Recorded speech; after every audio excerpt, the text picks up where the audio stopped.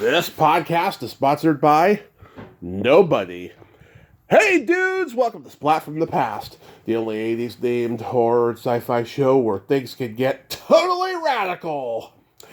Now today I will be welcoming a very funny stand-up comedian who I met in hilarious circumstances. Back in 2012, I was at a Scorpions concert for my birthday at the Shoreline Amphitheater, and I was with my friend Bob Allen, and we were there hanging out, and I struck up a conversation with this guy. His name is Lonnie Pelley. He's a stand-up comedian, and it's funny, even though we were doing stand-up at the same time, we were never like at the same open mics or anything.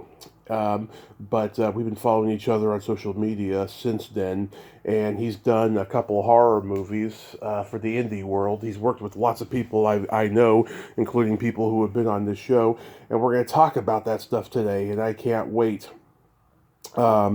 He's a character, he's a funny guy, he's a minister, and we're going to talk about his journey, and he's going to be at this con called Hauntmare Expo, August 17th and 18th. I'm going to try to make it out there. It's in Fresno.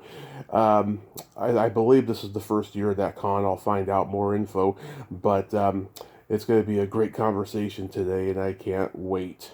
I love talking with people that I've known for years, you know. It's great, you know, especially people in the comedy world and stuff, because, you know, we all, you know, have been through a lot. It's like war, you know, and I just cannot wait. So yeah, here is my interview with Lonnie Pelley.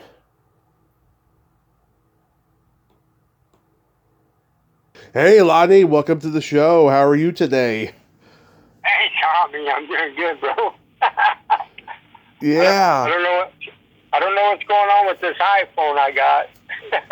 Oh, it's all good. It's all good. Thanks for doing this, man. I've wanted to talk to you for a while. Oh man, yeah, I was been wondering what's up with you when I saw that post about seeing the Scorpions. It's already been 12 years. Yeah, it's been 12 years, man. I met you in June of 2012 at the Shoreline Amphitheater when Scorpions and Tesla played. It was the week of Right. my birthday. Me and my buddy Bob had gone to see Van Halen at the Shark Tank, like, I don't know, the week before or something. And I don't remember how we struck up a conversation, but I thought you were a character and started following you on social media, and then, you know, the rest is history. But we were never at the same open mics, which I find bizarre. Yeah, that's where I did follow, because I'm actually about 2 hours south of that in Fresno, California. Right. Yeah. I do remember, though, that night we hit it off, and I guess it was because we were both comedians. Mm-hmm. Absolutely. Yeah. And I remember, I don't know, several months later, I saw Bob again, and I told him that you and I were following each other on Facebook, and that you had your own little following and everything, and he thought that was pretty funny. But Right. yeah, nevertheless, going back in time, did you gravitate toward comedy and acting early on in your childhood? No, I didn't. To be a matter of fact, I was very shy guy. Oh. Yeah, I was shy. I was the kid that got bullied in school. Same here. In the high school, I was the kid that got thrown in the garbage can. Yeah. And man, those girls were mean. But yeah, I didn't start comedy till 2001, and I still wasn't looking for it. Mm-hmm. At that time, I was working for a casino called Table Mountain, and for the employees, they would do every quarter they would do something for the employees. And I remember they this one particular quarter they were doing a karaoke contest, and so I got up on the stage, and there was this popular. They were like a Christian They were hip hop, rock, and soul band called DC Talk, Mm-hmm. and they wrote this song called Jesus Freak. So I thought I'm gonna sing this song up there, and then during the instrumental, I just started dancing, and the audience was wailing with laughter. And then I remember one of my buddies came up. He goes, "Man, are you sure you're not a comedian? Because you're funny, dude." Mm-hmm. And I said, "Well, I never thought about it, but maybe I should try it." So I remember back in going back to my first open mic in 2001. It was a little dive bar called the Starlight, Mm-hmm. and or the Starline, somewhere around. It was something starry, and I got up and my first open mic, and it was so dark in there, I didn't see, or I couldn't judge the height of the stage. Mm-hmm. So it was still kind of below. But when I went up, they called my name. I ran up there, and I barely tipped the stage with my toe, and I fell flat on my face, dude. Wow. But, Yeah. so all I can remember doing was at that time the audience were like, "Oh crap!" and it got really silent. And all I could do was pick myself up. Mm-hmm. I turned around, and for some reason I gave them a Jim Carrey face, and I said, "It's okay, I'm all right." And then from there, it just got better and better. Oh man! But did you come from a funny family? Oh yeah, my dad's side is very hilarious, dude. We could be like at a family gathering, and we're just sitting at the table, just looking at each other. Yeah. And then all of a sudden, one of the relatives just starts laughing out of the blue, and it's like, and it gets contagious. Then we all start laughing, but we're thinking, what are you laughing about? And they might just pop off and say, "Oh, something that happened in my childhood, or something that happened the other day." They just start laughing about it, you know? Yeah. Who were your guys growing up as far as comedy goes? My guides? Yeah, like who were your What do you like mean? what guys did you like as comedians? Oh, yeah. I'm a huge Jim Carrey fan. Mm-hmm. And let's see, like Larry the Cable Guy. Yep. That guy, I seen him live, and he actually, from the time he came out till the time he closed his show, my gut was hurting. Just laughing at his like dumb redneck humor, you know. Yeah, there's videos of him on YouTube when he was just Dan Whitney. You know, he was like a Seinfeld type of comic, very daily observational, you know, and he dressed normal, and then he transformed into Larry the Cable Guy. Wow, and that's something I did not know. Yeah. I've actually saw a video footage of him, his voice, because his dad was a Baptist preacher, or Mm-hmm. Yes. but I had never seen just a regular stand-up from his real name, and I'm thinking, because when that whole redneck comedy tour busted out, Yeah. I thought, these guys came out of the woodwork. Where'd they come from? They just showed up and they're famous all of a sudden. Yeah. So yeah, Larry the Cable Guy and Jim Carrey is some of my favorites.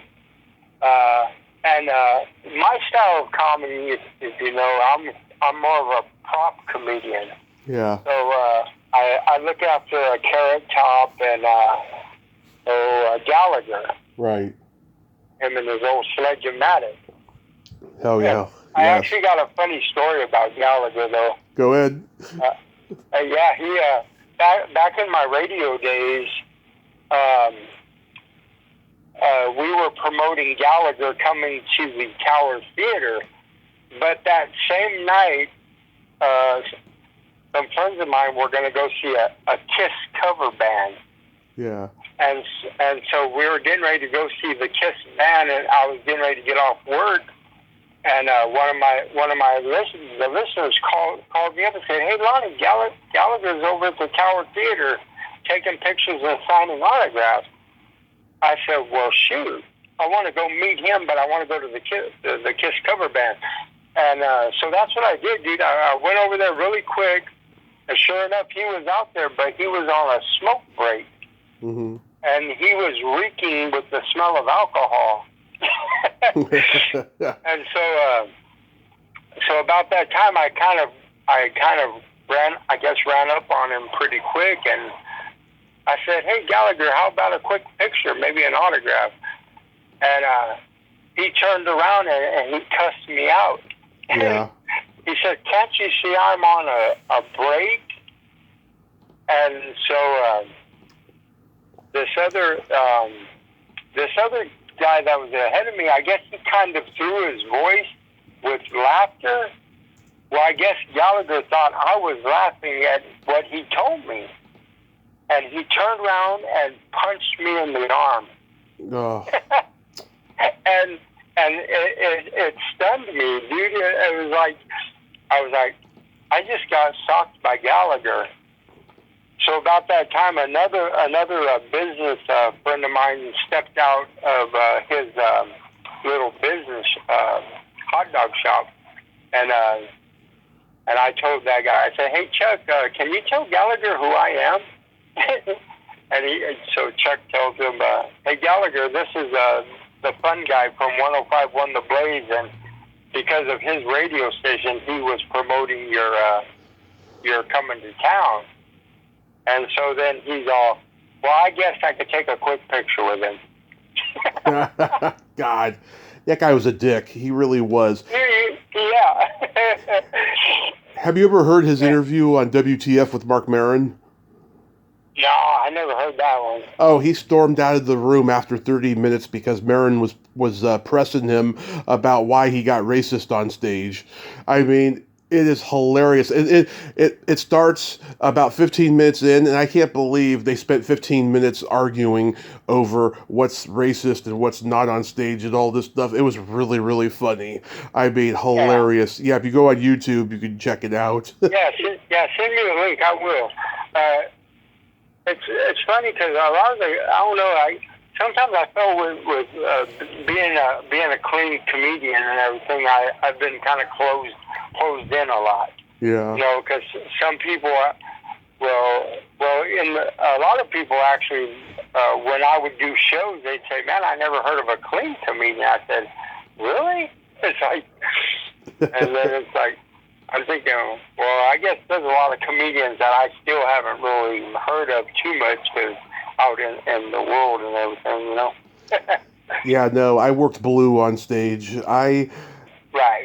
I had there's a lot of women comics who were very feminist like. They thought that I was an alpha, and the ironic part is the alphas all hated me because they thought that I was trying to be them and stuff. Right. It didn't work well to my advantage, and I didn't have any really comedy mentors who took me aside and told me how to finesse it. And then there were comics that told me to, but they didn't know me and stuff, and they didn't see what I was trying to do. But you know, whatever. Yeah. I mean, I haven't done stand up in 6 years. That's kind of unfortunate, you know.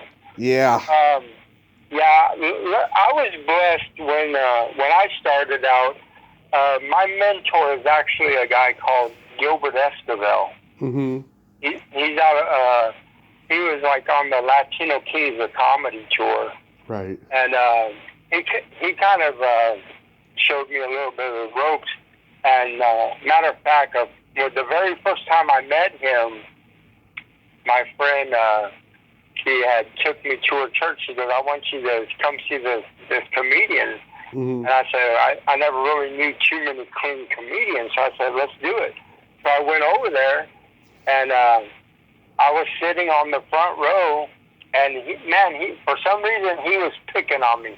It's like, he was just going off. I wasn't heckling him or nothing. He was just going off on me. And so at the end of that show, I met him, and I said, "You know what? I just want to let you know I didn't take any offense."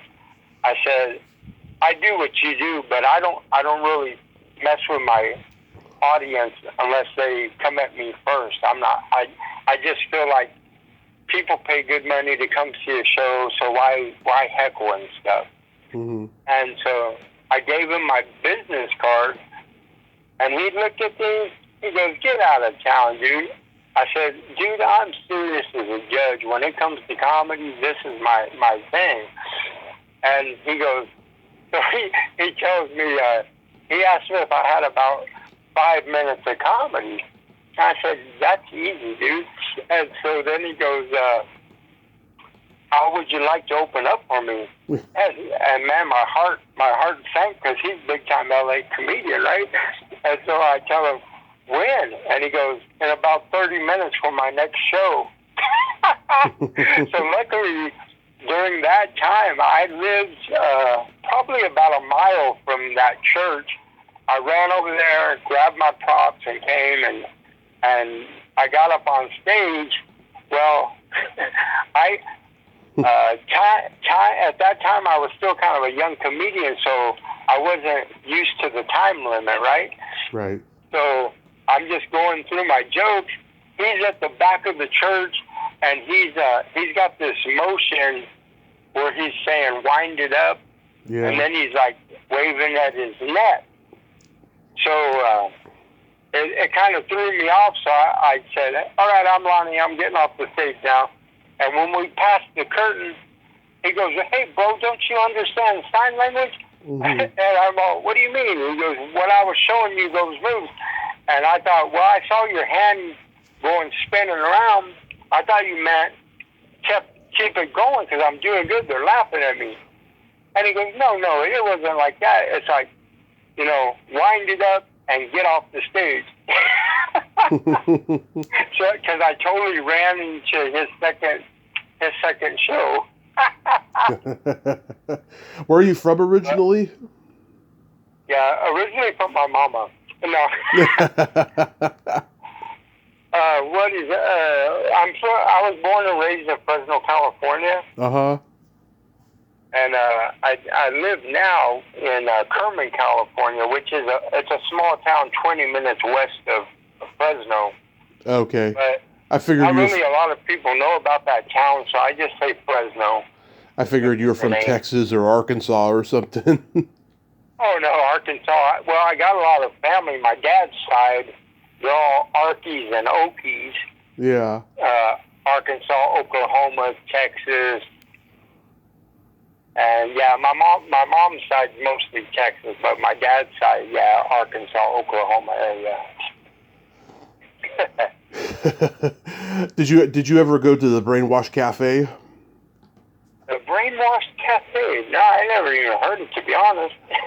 Yeah, from 2000 to 2018, it was a laundromat with an open mic and a cafe, and I was there every Thursday for the first 2.5 years I did stand-up, because over in the peninsula where I'm from in the Bay Area, we didn't have a comedy scene until 2011, so that was the only place I could go to. And there were other open mics, but I just didn't like going up to San Francisco all the time, except on Thursdays. And I got to tell you, we got some weird crowds at the Brainwash Cafe of homeless people and all these aspiring tech kids on their computers drinking their cappuccinos.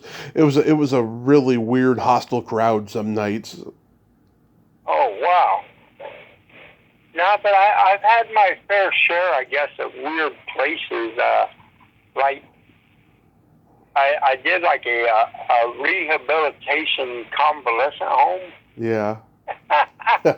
and the promoter of that event had me come up right after they had lunch, so they're falling asleep on me and everything. And some of the worst shows I don't like to do are outdoor shows. Right. Like community events, because it's I feel like you might just have barely a handful of people listening to you. So I'd rather be in an enclosed area mm-hmm. to do But I feel like we got them right there, you know? I did stand up outdoors a few times. It wasn't my favorite thing to do. People are too preoccupied. Yeah.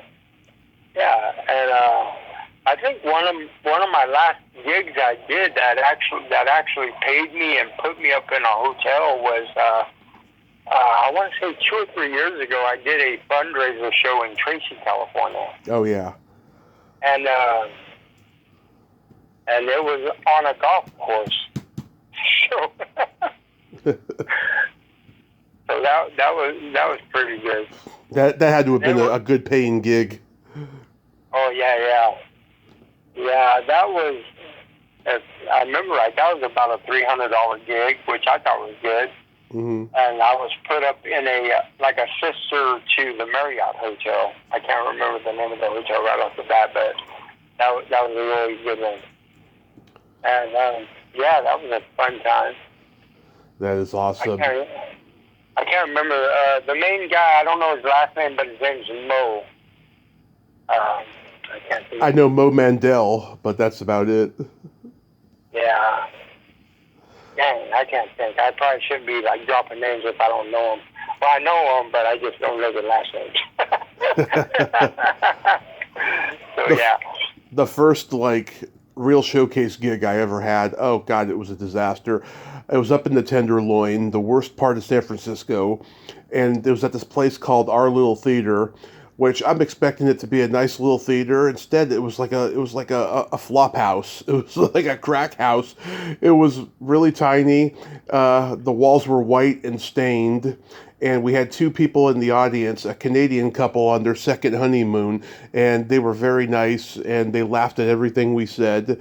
It was me and a bunch of other guys, and I was just like, oh my God. I mean, I've heard stories about comics having gigs that bad or even worse, and at the end of the day, it's just practice, but at the same time, you're thinking to yourself, God, what did I get myself into?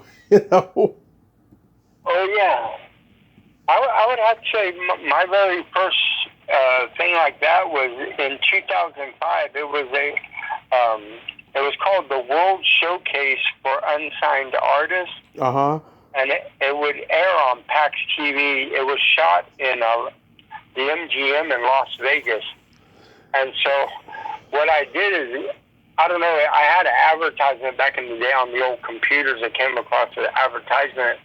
So it cost $500, mm-hmm. and you go on stage. They give out trophies and different things. Yeah. And so I remember raising money to do this. I thought this is going to get me on TV, Yeah. but I had to pay pretty much. I guess out of that pay came the airtime. And it paid for a trophy if a person would place. And I remember that one year I actually came in first place. Mm-hmm. And I was up against this grandma. And when I had met her backstage, I thought, well, do you have a relative performing tonight? Mm-hmm. Because it was everything. It wasn't just comedy. They were doing acting and modeling and singing. Mm-hmm. And the lady, she tells me, she goes, no, I'm here to do some stand-up. And she was like 80 years old. And I said, really? And she goes, yeah. I said, well, that's good for you. That shows, you're never too old to follow your dreams. And I kid you not, dude, it was funny. Her opening line, she got out there on stage. I was watching her behind the curtain. She said, I went to the Mardi Gras parade, and she goes, I didn't have to raise my shirt too high to get my beads. So she was drooping low. And then all I remember is she did her little set, came back, and all I remember saying, they called my name, and I went walking on the stage. And I said, come on, everybody, let's give a round of applause for Grandma's Gone Wild. Oh, my God, it's hilarious. Yeah. So let's talk about the movies you've done. So, like, how did the acting thing come about? Did you do, like, school plays when you were a kid? And that was another thing I kind of just home. But I never had done school plays or anything until in 2001. I did my first two major stage plays. I did one. It was called the Crimson Cobra, which was kind of like an Indiana Jones story. Yeah. But it was with a female. And so in that play, I played 7 characters. I would have to run backstage and change up to a different outfit and everything. And then another stage play I did was called, it was the Christmas Carol about Scrooge, but it had a really twisted, it was a twisted version of it. And so, yeah, I got into doing some stage plays, and then also during that time, I was with a group. They were actually called Foreplay, and they were an improv group, kind of like Whose Line Is It? Oh, yeah. And we would play off of each other, and that was really fun. But yeah, so that kind of started getting me more into the acting and a little bit of the improvising. And so during that time, because in 1995, I was taking my son to audition for TV commercials. So I was taking him back and forth to LA. And then, unfortunately, with my kid's mom, we had went through a divorce, and she told me I couldn't take him no more. Oh boy! It was too far to take him away back and forth to LA. And my boy, he had the look. Everybody wanted him and stuff. And I kind of think he might have that bad taste against me because, like, what'd you do? You got me out of this, Yeah. But yeah, it was, so during, I believe it was around 2001, I had started doing those stage plays and everything. But unfortunately, nobody filmed it, but I believe there's a YouTube video somewhere of that play. Yeah. But it was through another group, and it was actually the group that I was a part of. Because we would like remake the plays and stuff with all new cast. You did a Western Retribution of the Wolf. Tell me about that one. Yeah, Retribution of the Wolf. So my good friend Daryl Lewis, he was the only African American in the movie, and so the producer director Paul Wolverton, those two guys, they went to high school, grew up in high school together. So Paul was telling Daryl, hey, Daryl, I'm going to be making my first movie. I want to put you in it. So Daryl, he became friends with me in 2010 when I started working for the Blaze. And so we got to be good friends. And Daryl told me, hey, I'm going to be in a movie. I said, well, dude, that's always been my dream to be in a movie. Can I go with you? And so he took me down there, right? Right. So he took me down there, and I pretty much told Paul Wolverton, I said, hey, if you got anything for me, I'm here to help you, even if you need whatever. So he seen I was willing to work with him. I was, what's the name of that? I should know all these names. But basically, you're holding the pole with the furry thing. Yeah. You're holding it over the actors. So I did that for a while. And then whatever they needed me to do, I was just jumping in position. So I was kind of a behind the scenes guy. And so I got to talking with Paul, and he said, you know something, I think I got a character. I'm going to write you into the movie. Right. So my character in that movie was called the Redneck Guard, and I played this really bad guy. I grew my beard very long, and or not really long. It took me 6 months to grow it, but from being the happy-go-lucky, funny guy that I am, it took a lot of takes to bring out this really mean character in me. Mm-hmm. So they called me RNG, which was Redneck Guard. So yeah, that movie. So pretty much, by the time I got into the movie, they were actually finishing it up and getting ready to show it. Mm-hmm. So I got in there in 2015. And then in 2016, we did our red carpet in Fresno. Oh, that's so cool. And, I saw a clip of it on YouTube. You had like a coonskin on your head. Yeah, the coonskin hat, yeah. I just interviewed Israel from Daniel Boone. Oh, wow. That's what it reminded me of. That is hilarious, dude. Yeah, the Redneck Guard. And, man, so that was pretty much my first feature film. I had actually had several lines in. Mm-hmm. And kind of going back to school really quick, there was a question that came, in 25 years, what do you see yourself doing or where you're going to be at? Mm-hmm. And I told my classmates in 25 years I'm going to be famous. So by the time my 25th high school reunion came around, I had already did Retribution of the World. So I had got on Facebook and everything. I told them I'm coming to the reunion because I missed my 10-year reunion. I just went in to take a picture and then I left. And so I didn't go to another high school reunion until my 25th. Mm-hmm.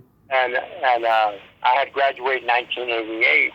Yeah. So I come walking through the door, and freaking here comes the Fresno High cheerleaders wanting to get a picture with me. And so I believe I had put a blast out on my Instagram. I said, it took me 25 years to meet the Fresno High cheerleaders, but I finally met them. Because, back in high school, I was picked on a lot. I was shy. I had classes with some of the cheerleaders, but you think they'd give me the time of day? No. No. I did that too. I told everybody I was going to be famous. And then... Yeah. And then, in the last 4 years since the pandemic, I don't care if I ever get famous. I love where I'm at now, and I love what I'm doing. That right. I've seen how screwed up a lot of people I've interviewed are from being famous. Like I don't want to go anywhere near it. Oh wow! Right. Yeah. Did you ever happen to interview Felissa Rose? I know Felissa, and we've had some issues, but I know you did what was it, Lake of Shadows with her, right? Yeah, I believe it was that one. But the crazy thing was when we were filming, I was never around when she was around. But I had met her. I don't remember which movie I did with her that we're both in. It was probably the Last American Horror Show Part 2. Yeah. Which is out. I saw it. Oh, God, it was great. Yeah. Yeah, so when we talk about, I try to explain that movie to people, I say, if you're old enough to remember Creep Show. Mm-hmm. My favorite. With the little side stories. Yep. That's how you see Last American Horror Show Part 2. Oh, yeah. And even Last American Horror Show, the first one, was based like that, too. Mm-hmm. Both directed and produced by Michael S. Rodriguez. So it's a horror anthology. Yeah, I wrote a horror anthology script years ago, and I could only dream of having it made. I'll tell you. Oh, wow. So you already got it ready to roll, huh? You just got to find someone to help you with it, or? Well, I don't really want to do it anymore because it's a lot of headache and just I can, Oh, I've only been able to get maybe two people in the industry to read my scripts ever, and it didn't lead to anything. So it's just like why even try after a while? right, yeah. So yeah, it was pretty much after I did that Retribution of the Wolf. Man, I caught the movie bug, boy. Hmm. I wanted to try and get in as much stuff as I can, and but I can actually say now I just shot another one. It's going to make my eighth independent movie, but in this one it's called the Muscle Dragger movie, Hmm. and it's another one where they're on the last few parts of the movie, and another filmmaker got me into that one, and so here I am trying to talk with the producer of the movie, and I'm giving him all my credits and stuff, and he just looked at me and said, "Well, that's good," but he goes, "I just want you to be in my party scene." And I said, "Okay, what do you need me to do?" He goes, "You're having fun at a party, you're drinking out of a red Solo cup, and you're dancing away." And I thought, okay. And so the next day after that shoot, I messaged them, and I thanked them for even giving me an opportunity to be in this movie. Hmm. I want to try and stay humble, because I know sometimes when you get parts and stuff, sometimes I would get a little big head, and Oh I'm so yeah. thankful for my wife. She seems to be around to pop my head when it gets too big. Yeah, that happens to me too, especially when I interview somebody really big. That happens. Yeah. I totally get it. But yeah, in Last American Horror Show Volume 2, I saw you're wearing a wife beater and a shower cap. Yeah. And the funny part of that movie, that was Terror at Station 13. And so this was pretty much just before I met Michael Rodriguez. Me and him were doing a kind of like a Comic-Con. It's called the Weekend Blender Uh-huh. here in Clovis, California. Hmm. They do them like twice a year. And so that year I came in as a celebrity guest, but I was just I was promoting my comedy, because I didn't. The only thing I did was Retribution of the Wolf, so I wanted to promote my comedy a little bit more. And so there, Michael Rodriguez, we had a special meeting just for the guests that were going to be there. And so he looked at me and he goes, "I know you." I said, "I don't know you. I don't even know you from Adam." And he goes, "No, I think I know you." He goes, "You say you're from Kerman?" I said, "Well, no, I'm from Fresno, but I married into a family, and I live in Kerman." Uh-huh. And so he asked me about this. It's a little mom and pop grocery store called Valley Food Center. Hmm. And he goes, "Do you ever shop at Valley Food Center?" I said, "Yeah, I love that grocery store." And he goes, "Well, how do you know a girl named Marla?" And I said, "Yeah, Marla's like my favorite clerk. She always helps me and my wife with the groceries." And he Yeah. goes, "Well, that's my wife." Yeah. And way prior to that, when I remember talking with her, I gave her my first comedy DVD that I came out with. I said, "Here." Oh, I didn't know you had a performance taped. Yeah, I actually got two major ones, but I don't really have them on the market.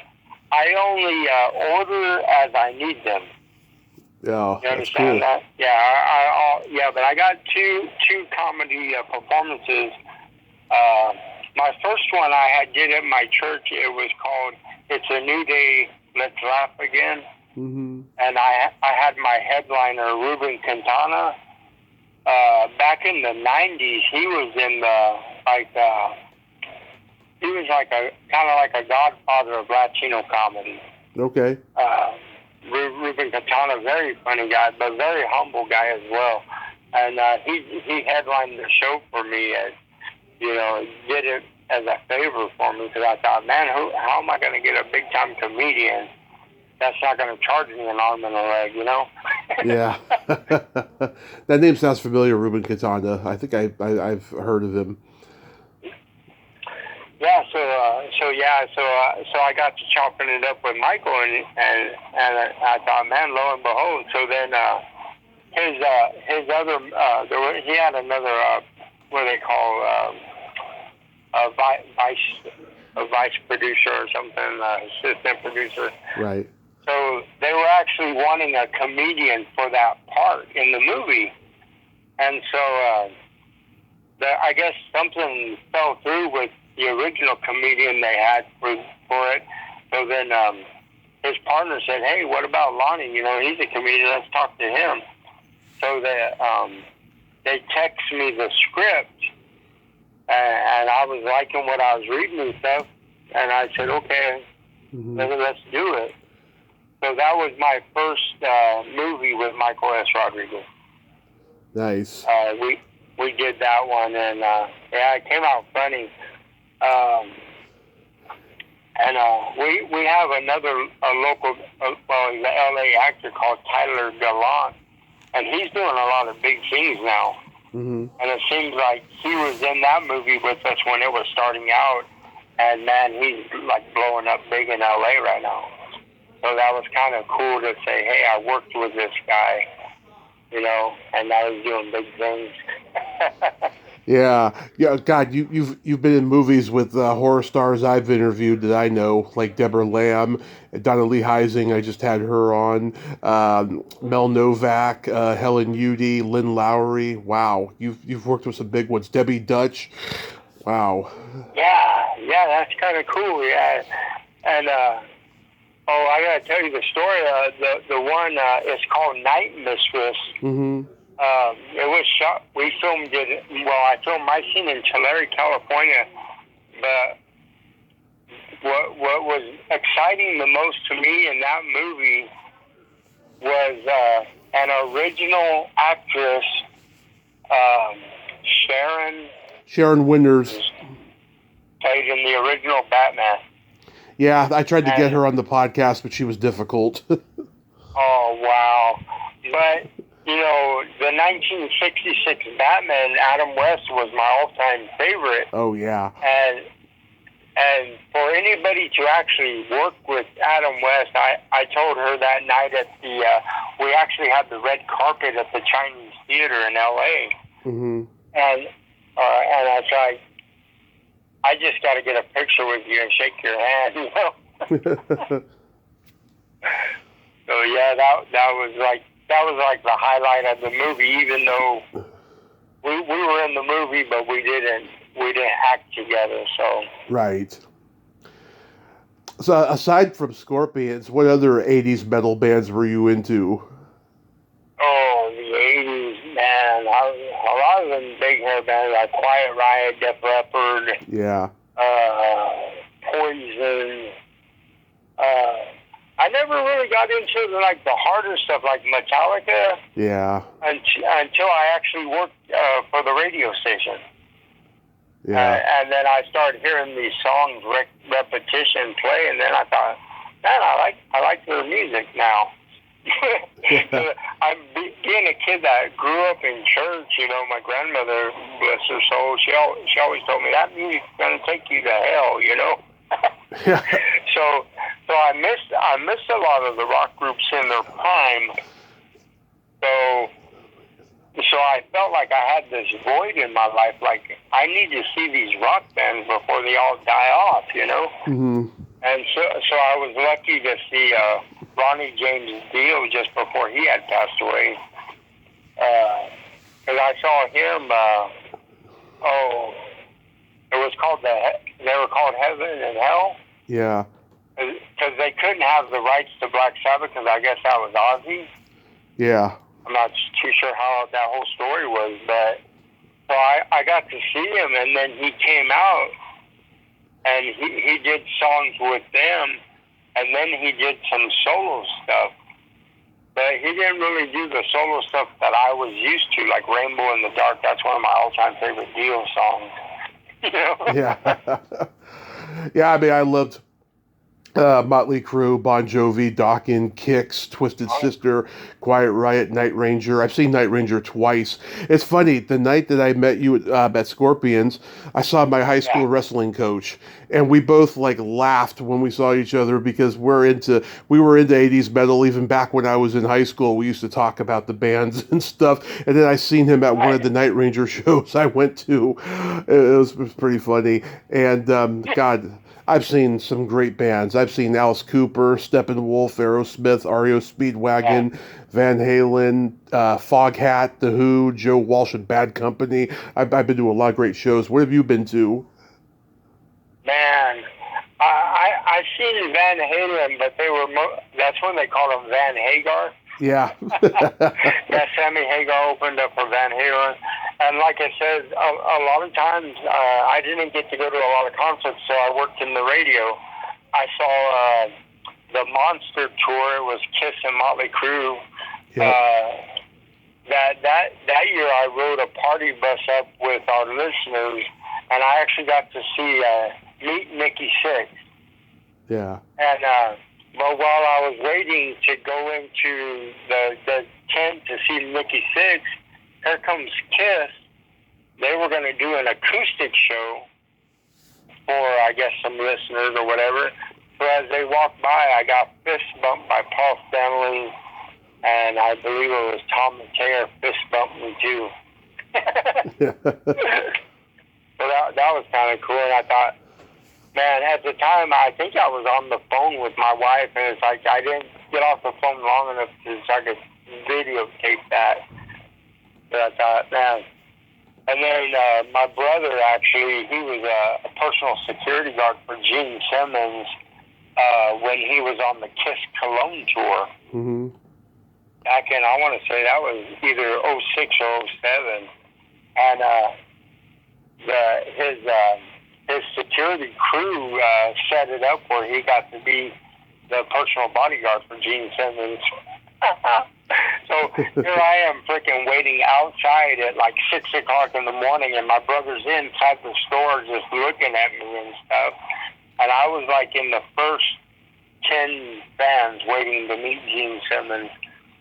And then after the whole event was done and over with, he's all, I could have got you in. I said, you idiot. In what? Do that now? Yeah, in what? I know, it's like, he could have got me in early just to hang out and stuff, but he was so starstruck, it was funny, man. Yeah, my favorite concert I ever went to was Rush. It was their farewell tour, and they were on point. They did 35 songs. It was fantastic. They had spinning laundry machines on stage, and like a screen that had like Jerry Stiller doing some shtick and Eugene Levy. It was great. Oh, wow. Yeah, probably one of my favorite shows I think I've seen was Alice Cooper when he was on tour. He killed himself 7 times on stage. He's the best. I saw him on the Brutal Planet tour. He is a showman, that guy. Yeah, I was so close that he got in this. It looked like a folding door with spikes on it. Yeah. And when he got it, they put him inside that thing and squeezed it. It's like all this looked like blood shot out into the audience. Yeah. And I was so close, I got soaked, man. Oh, crazy time. Yeah, I always wanted to see Pat Travers and UFO in Nazareth, but it's never happened. Hopefully someday it will before they croak, you know? Right. So how long have you been in the ministry for?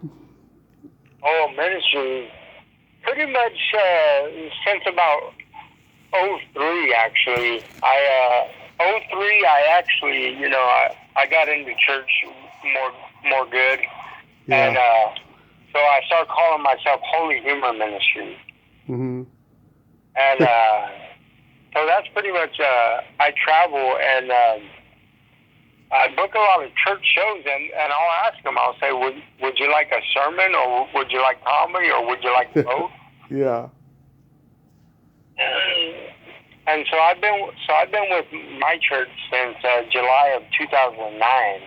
Nice. Yeah. So even then, it's like, and I think it's, you know, back in the day, I was, I guess, such a shy guy and stuff. I never really got into drugs, which I'm so thankful for. I seen what it did to my uncle. He would just be smoking stuff and snorting stuff, and he'd be on the porch just crying, and I couldn't wonder what he was crying for. So I remember as a young kid, I'd just crawl up in his lap and try to comfort him, you know. Mm-hmm. I never knew what was going on, but yeah, I think I don't know how hard it is or hard or anything, but I only touched marijuana 3 times in my life. Wow. You got amazing self-control. I know. It's like one time was at a frat party with my brother. My second wife, she was into that, so I would smoke with her. Mm-hmm. And then I think one time with my uncle, because he liked to smoke all the time.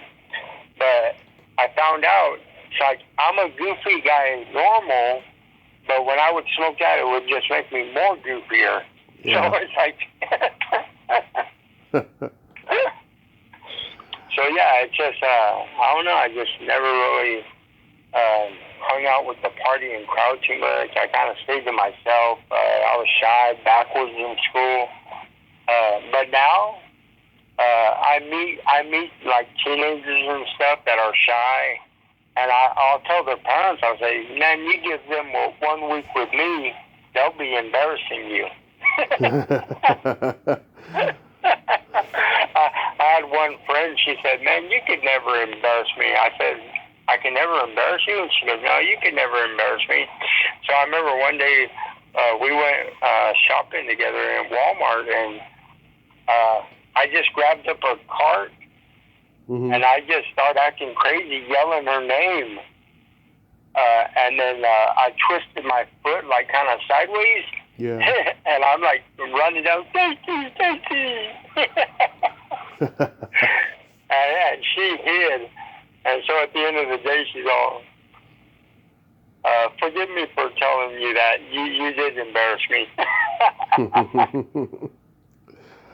Yeah. I told you I would. Don't play me like that. I grew up Catholic, the good kind. Yeah. And yeah. I'm not super religious, but I am very spiritual. After my car crash in 2015, I have to be, because statistically I should be dead now, and I'm not. And I'm 2,135 interviews in, and I owe it to my creator to be a creator, you know? Yeah. That's powerful, bro. Yeah. There's been, looking back at my life, man, there's been a lot of times I should have been dead. Matter of fact, one of my last things that actually woke me up was, I want to say 2 years ago, I opened up for Dennis Gaxiola, who's a Bay Area Christian comedian. Mm-hmm. And it was a week after he opened up for Fluffy. So he called me up. He said, hey, Lonnie, you want to come open up for me? I said, man, that would be an honor. I said, to open up for you. And so I did a show, and I was so tired that night, I stayed till that's my rule. I'll stay till the last person gets to meet me, or if they want me to play with them or take a picture, whatever. I devoted myself to the last person gets to meet me. So by the time I got out of Tulare, it was, I want to say 11-ish, 12. And all I remember, I was going down this one highway, and I guess somehow I nodded off, and next thing I know, I'm on this other freeway, but I'm kind of in and out driving, right? So all of a sudden, I just hear a boom, and man, I looked up, and all I see myself is going over the edge of the freeway, so I twisted my hand on my steering wheel, and I pulled off. It was a Shields, called Shields and Blackstone, I went around the corner, got out and I stopped at a liquor store, and my car was dented in. But what it was is I hit that guardrail, and if it wasn't for that guardrail, I would have flew off the freeway into a ravine. And man, I just sat there for a while, all shook up. Mm-hmm. So by the time I got home, it was about 3:00 in the morning. And that next day, I said, "Hey, honey, I got some bad news." She goes, "What?" I said, "I got in a wreck." She goes, "Oh, hit?" I said, "Not who I hit, what I hit." But that pretty much broke me. So now, if I do these late night comedy shows and I'm traveling out of town and I'm super tired, I'm gonna pull over. Mm-hmm. Like if I don't got a hotel or something, I'm just gonna pull over and sleep. So yeah. Yeah, he wasn't done with you, and he wasn't done with me. That's right, man. There's still a lot in us, bro. There's still a lot to do, man. So you've got the Hot Mare Expo coming up in August. I'm gonna see what I can do to make it out there. So is this your personal con, or are you just there to sign or whatever? No, what's funny is a couple of years ago, our Fresno Fair, there's some entrepreneurs that started a room, mm-hmm. and it's all geared to gaming, cosplay. They bring in celebrities, mm-hmm. and I think it's only been going on for the last 3 or 4 years. A good friend of mine called Pete the Diehard, him and some other entrepreneurs that put their stuff together and made this a fun thing at our fair. So anyways, one day I went, their special guest was Brandon Crane. Yeah, I know Brandon. You know Brandon? Yeah. He's super cool, dude. Very cool. I never knew he was on the Wonder Years, and so... Yeah. So, Doug Porter. So yeah, that year, me, him, and another guy, we were talking, it would be super cool if we had a horror con come to Fresno. And with me being all these horror movies, I said, let's do it. And so, actually, the promoters that are putting on that show, I don't really know them, so I will be meeting them for the first time. Nice. And, yeah. I know Nancy Ann Ritter. I know Nancy Ann Ritter from Scream. She's one of the bathroom girls. I would love to go see her. Yeah. Tony Moran, the first Michael Myers, is her boyfriend. They're both going to be there. Oh, really? 1978. Yep. Michael Myers. Wow. Yeah, so, I had reached out to him, and I said, look, what can I do to come out there? I just want to sign some pictures because I'm in a lot of the horror movies. And he let me know he wouldn't be able to pay me, and I said, you know what? That's cool. I'm not looking to get paid. I just want to be able to get some exposure, sign some pictures and stuff.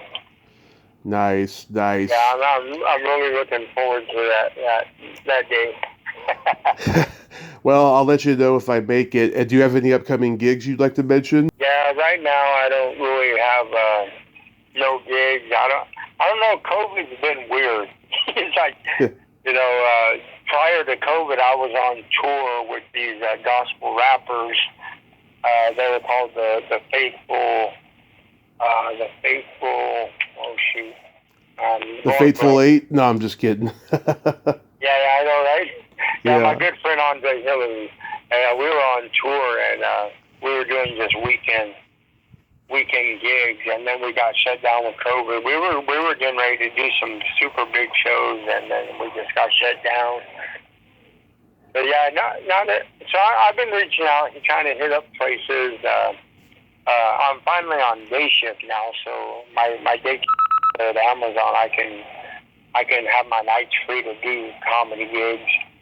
So nice. I'm so glad you got all this going on for you, man. That's just fantastic. Yeah, it was good talk with you, though, Tommy. It's been a lot of years, and yeah, we do follow each other. So if I do happen to have anything, I can just shoot you a DM or something. Oh, I'd love that, man. Thanks so much for coming on today. And hopefully I'll see you at the con. And be safe out there, man. God bless you. All right, blessings to you, Tom. Take care, buddy. Thank you, Bye. sir. Bye-bye. Well, there you have it. Lonnie Pelley. Ain't he a cool dude?